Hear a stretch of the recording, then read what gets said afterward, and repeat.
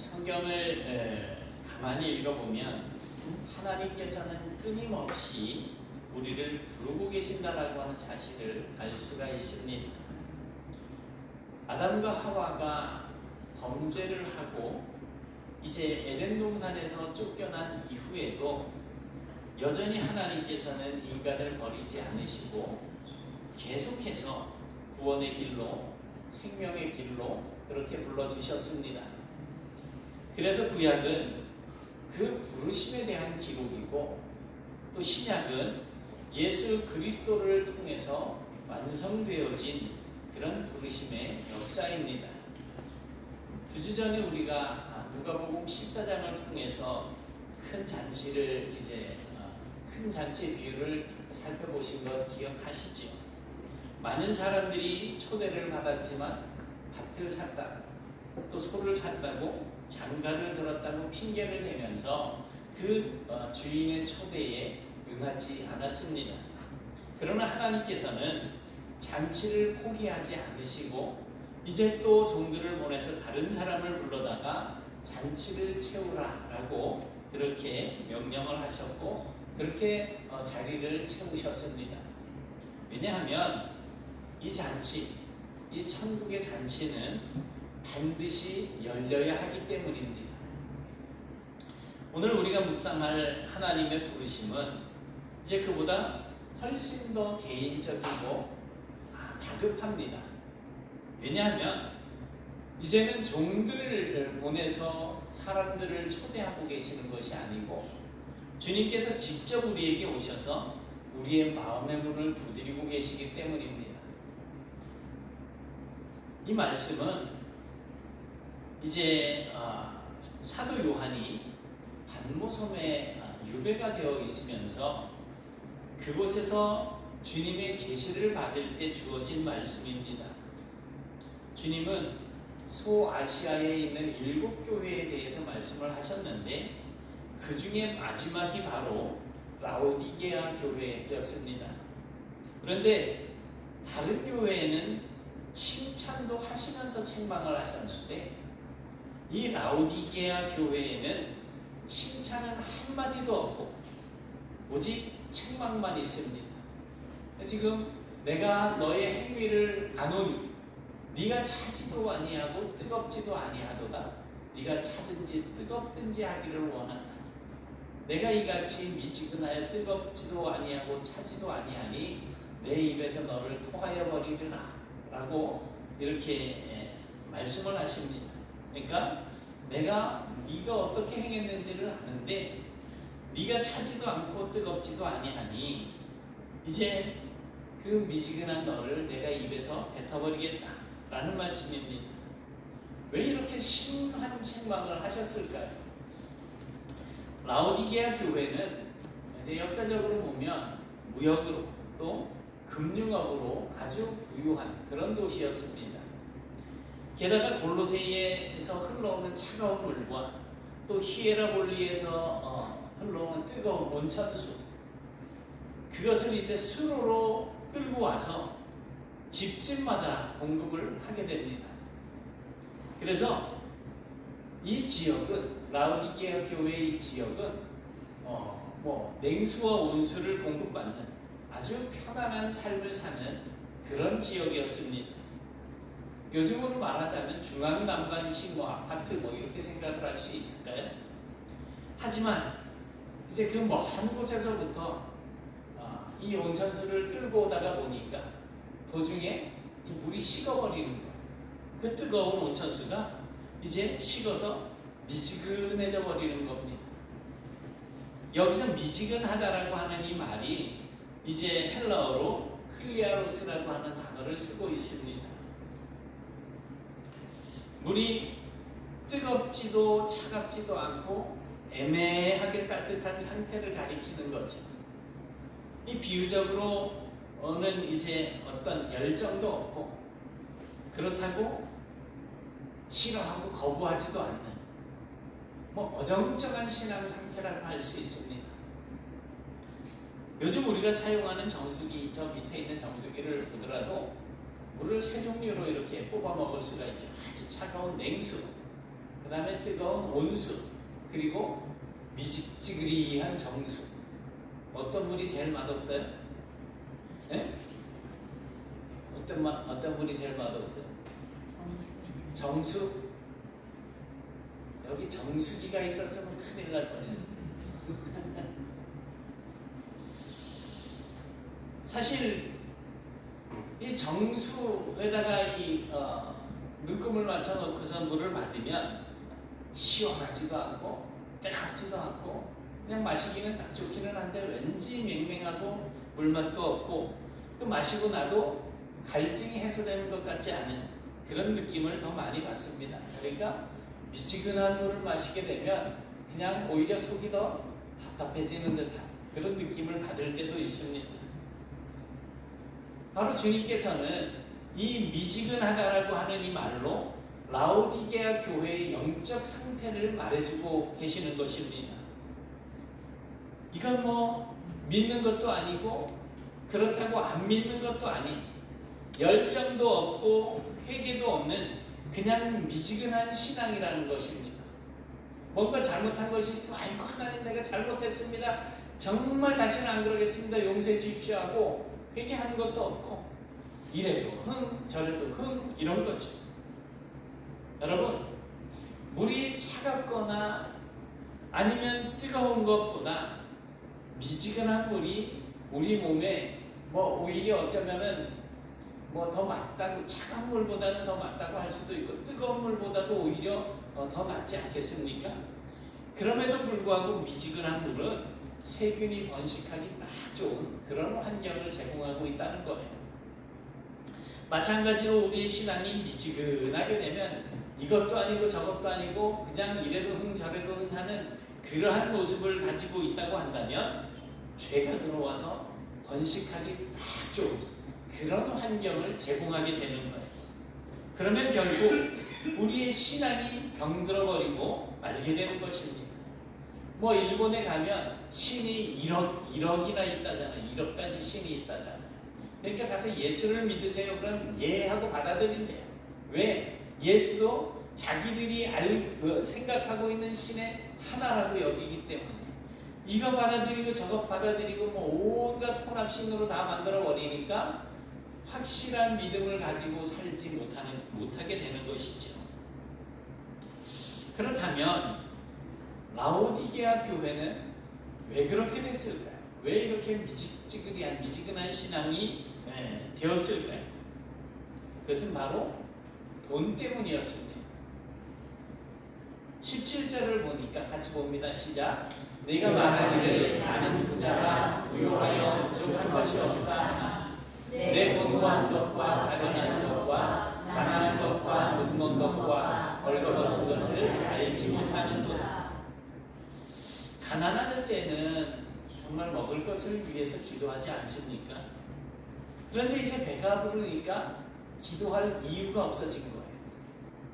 힘들 때는 힘을 달라고 하나님께 매달렸는데 잘 살게 되고 이제 힘든 일이 벗어지게 되니까 하나님이 필요 없어졌다는 거예요.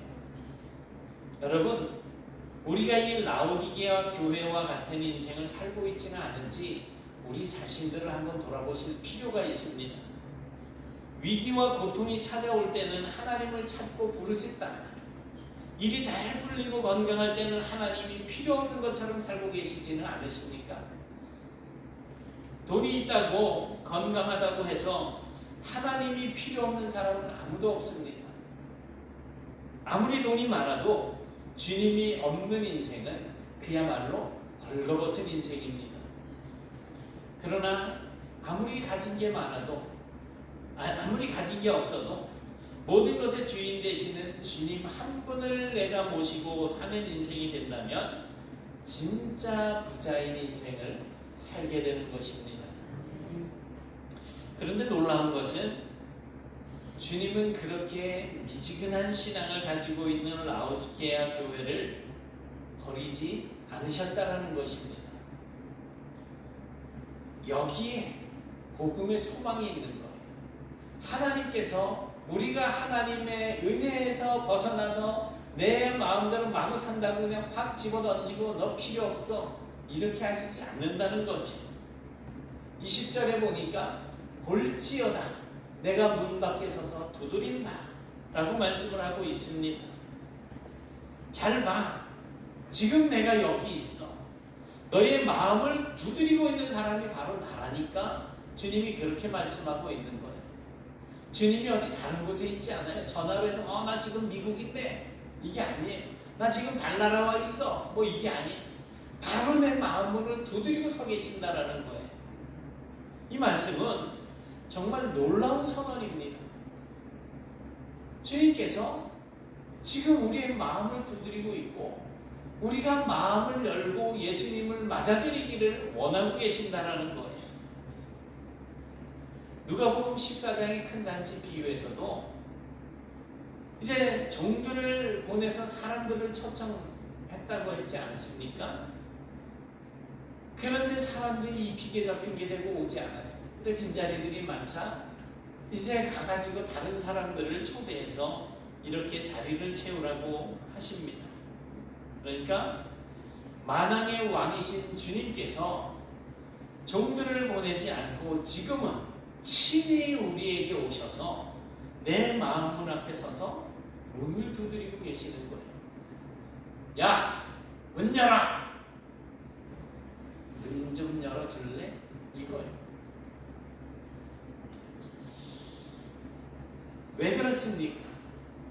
왜 주님이 직접 오셨습니까? 시간이 얼마 남지 않았기 때문입니다. 그리고 주님은 절대로 우리를 포기하실 수 없었기 때문입니다. 그래서 친히 오신 거예요. 그만큼 우리를 사랑하시기 때문입니다. 이 그림은 우리가 흔히 볼 수 있는 그림입니다. 많이 보셨을 거예요. 예수님께서 문 앞에 서서 두드리고 있는 것, 지난번에도 잠깐 말씀드렸지만 이 문에는 손잡이가 그려져 있지 않아요. 그러니까 안에서 사람이 문을 열어줘야 손님을 영접할 수가 있는 그런 상태의 그림입니다. 주님은 억지로 열지 않으십니다. 그래서 우리의 마음에 이제 놓고 하시고는 우리가 이 문을, 마음의 문을 열어주기를 기다리신다라고 하는 그런 상징적인 그림입니다. 주님께서 말씀을 하십니다. 뭐라고 말씀하십니까? 내가 그에게로 들어가 그와 더불어 먹고 그는 나와 더불어 먹으리라. 문을 열면 주님이 내게로 들어와서 나와 더불어서 먹고 나는 주님과 더불어서 먹으리라라는 것입니다. 여기서 먹는다라고 하는 이 말은 데이프네소라고 하는 단어를 쓰고 있어요. 그냥 단순히 밥 한 끼 때우고 마는 그러한 교제가 아닙니다. 유대인들에게 있어서 이 식탁 교제는 굉장히 깊은 그런 어떤 친밀감을 가지고 있습니다. 옛날 유대인들은 하루 중에 가장 중요한 교제의 시간을 저녁 만찬에서 가졌습니다. 주님께서도 제자들의 발을 씻기고 하는 것이 잡히시기 전날 저녁 때 하셨죠. 가족들이 둘러앉아서 마음을 나누고 손님을 이제 함께 친밀함을 나누는 그런 자리가 바로 저녁 식탁 교제입니다. 주님은 바로 그렇게 우리와 깊은 교제를 원하시는데 먹겠다라는 거예요. 함께. 우리가 마음문을 열면 주님께서는 이제 우리가 그저 손님이 아닌 가족처럼, 친구처럼 우리 안에 들어오셔서 함께 식사를 나누시는 그러한 분이심을 우리에게 말씀해 주고 있는 겁니다. 예수님은 이제 죄인, 세리, 창기 이런 사람들, 그 당시에 죄인의 대표격인 그런 사람들과 함께 식사를 나누셨습니다. 이 말은 우리가 과거가 어떻든 우리가 주님을 내 마음에 모셔드리기만 하면 그 즉시 나와 함께 우리와 함께 교제하시겠다라는 뜻입니다. 주님이 내 마음에 들어오시면 이제 그때부터 잔치가 시작이 되어지는 거예요. 하나님과의 친밀한 교제, 기쁨과 평강, 천국의 기운이 내 삶 속에 그대로 임하게 되는 것입니다. 이것이 주님과의 영적인 교제입니다.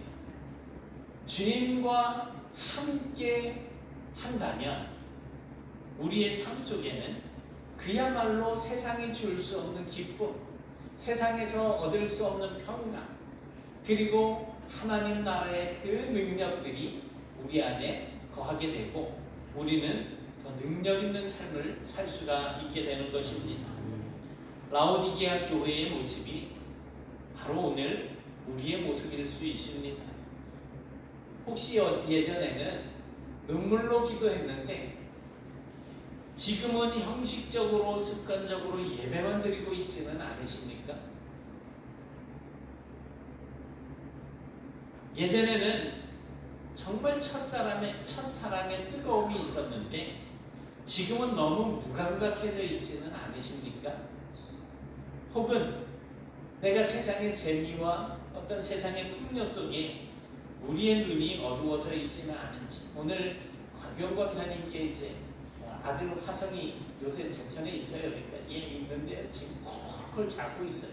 뭔 잠을 그렇게 오래 자요? 그랬더니 새벽 2시, 3시까지 게임하는 거예요. 그러느라고 이제 늦잠 자느라고 못 나온다는 거예요. 세상 재미에 빠져 있는 거예요. 어떤 사람은 돈 번다, 어떤 사람은 데이트한다, 어떤 사람들은 친구들과 관계가 끊어질 것을 염려해서 그렇게 그냥 주님과의 교제를 포기하고 그저 세상으로 나간다는 거지. 왜 그렇게 됩니까? 마음이 무덤덤하고 무감각해져서 하나님이 나를 통해서 영광을 받으시기를 원하는데 한 번쯤은 이 정도가 아니고 하나님 오늘 내가 빠진다고 하나님이 나를 기억이나 하시겠어? 이런 마음이 아니라면 절대로 그럴 수 없는 거예요. 오늘도 주님은 우리의 문 앞에서 서서 우리의 문을 두드리고 계십니다. 그래서 우리가 문을 열면 주님께서 우리 안으로 들어오신답니다. 억지로 열지 않으십니다. 내가 열어야 합니다. 여러분, 오늘 마음의 문을 여십시오. 지금도 문을 두드리고 계시는 주님을 다시금 모셔드리십시오. 주님께서 내 안에 들어오셔서 우리와 더불어 가장 친근한 교제를 나누시기를 원하십니다. 21절에 보니까 이기는 그에게는 내가 내 보좌에 함께 하리라 라고 말씀을 하고 있습니다. 이기는 그에게는 내가 내 보좌에 함께 하리라. 이 약속은 주님의 음성을 듣고 그 문을 여는 자에게 주시는 약속입니다. 그래서 우리가 마음문을 단단하게 굳게 닫아놓으면 주님과 함께 앉는 그 은혜와 평강을 누릴 수가 없는 겁니다. 오늘 이 시간 우리의 마음을 두드리고 계시는 주님의 음성을 들으시기 바랍니다. 내가 여기 있다. 내가 너의 문 앞에 서 있다. 지금 내가 너의 문을 두드리고 있지 않니? 네가 문만 열면 내가 너에게로 들어가서 너와 함께 거하겠다. 그 음성에 응답하시고 이제 마음의 문을 활짝 여시고 주님과 더불어서 먹고 주님과 더불어서 마시고 주님과 더불어서 영원한 천국 잔치에 참여하시는 그런 복된 성도들이 다 되실 수 있기를 주님의 이름으로 축원합니다. 사랑의 하나님 감사합니다. 하나님께서 저희들에게 은혜를 주셔서 오늘도 이 말씀을 듣게 하시고 저희들이 여전히 세상적인 것에 눈이 멀어서 주님의 음성을 듣지 못하고 구별하지 못하고 그저 나의 어떠한 즐거움과 기쁨과 나의 욕심을 채우기 위해서 아둥바둥 살아오고 있음을 고백합니다. 그러나 하나님, 우리의 그러한 정말 어리석은 모습들, 이제는 주님 은혜 아래 다 내려놓게 하시고 이제 우리의 문을 두드리시는 주님의 음성을 듣고 이 문을 열어 주님을 마음에 모시고 주님과 더불어서 먹고 마시며 천국의 잔치를 누리며 살아갈 수 있는 복된 인생들이 되게 하여 주시옵소서. 그러한 저희들의 삶이 이제는 교회를 더 든든하게 세워나가고 이 사회를 회복시켜 나가고 온 세상에 주님의 나라가 더 확장되어지는 도구로 쓰여질 수 있도록 항상 저희들을 바른 길로 인도하여 주옵시고 주님의 영광을 위해서만 살아가는 저희들이 되게 하여 주시옵소서. 예수님 이름으로 기도드리옵나이다. 아멘.